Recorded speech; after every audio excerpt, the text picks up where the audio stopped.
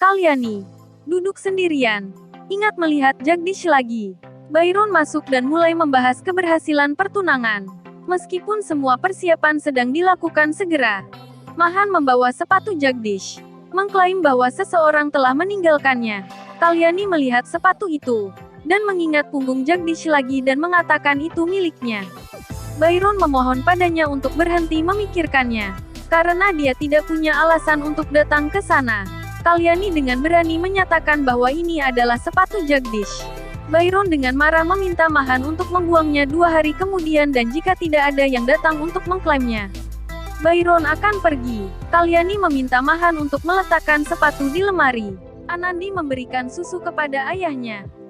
Ketika dia melihatnya hancur, dia menyuruhnya duduk dan berbicara dengannya. Terlepas dari keluhan Anandi, dia mengatakan bahwa matanya telah memberikan semua yang dia derita.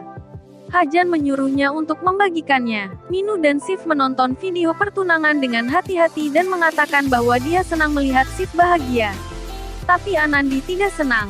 Sif khawatir. Minu mengungkapkan keprihatinannya untuk memahami apa yang Anandi alami sekarang. Dan bahwa dia telah mencapai hal yang sama dalam hidupnya karena dia terus-menerus diminta untuk menikah. Tetapi Anandi tidak mengerti karena dia tidak dapat sepenuhnya melupakan suaminya. Jagdish ditampilkan minum di tengah malam, menyesali situasinya, mengingat bagaimana dia menghadapi Gauri, bagaimana dia kehilangan Anandi. Manajer bar datang dan memberitahu dia bahwa bar akan ditutup, dan dia harus pergi. Jagdish membayar dan meminta lebih banyak anggur, menyadari bahwa dia tidak punya cukup uang. Namun karena perilaku kasarnya, dia dan pengawalnya dipukuli, dicabik-cabik, dan ditinggalkan di jalan. Keesokan hari, orang mengira dia pengemis. Jagdish berkelahi dengan mereka yang mengira dia pengemis. Dan kemudian mengingat situasinya dan alasannya. Dia juga merasa bahwa setelah dia menyinggung keluarganya dan meninggalkan semua orang karena motif egoisnya, dia harus menjalani kehidupan yang lebih buruk daripada sumur yang dia gali di dalamnya. Dia ingat bagaimana dia menghina orang tuanya ketika mereka tiba di Mumbai. Pada saat itu, dia merasakan cinta Kalyani untuknya dan sepertinya memaafkannya atas semua dosanya dan mendorongnya untuk pulang dan mulai berjalan. Ketika dia menyuruhnya menunggu, dia menyadari bahwa dia gemetaran. Tapi dia memberinya kesan bahwa jika Kalyani memaafkannya, semua orang di keluarga pada akhirnya akan menerimanya dan semuanya akan baik-baik saja lagi. Namun semua itu ternyata hanya halusinasinya saja. Kalyani memanggil Anandi dan mengatakan bahwa makan siang hari ini ada di shift. Dia kesal mendengarnya dan berkata dia sudah menyiapkan semua makanan. Byron menyuruhnya untuk tidak mempertanyakan keputusan mereka dan menyuruhnya untuk segera mengganti pakaiannya. Anandi mengatakan ya dan pergi dari sana.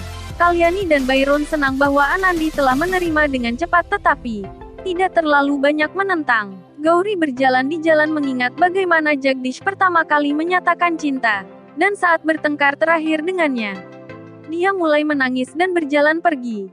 Namun tiba-tiba dia jatuh pingsan. Gauri terbangun di rumah sakit dengan orang tuanya di sisinya. Para dokter memberitahu dia bahwa dia dibawa ke sini setelah menyeberang jalan menggunakan kartu identitasnya. Ketika dia ditanya apa yang terjadi padanya, para dokter memuji dia karena hamil.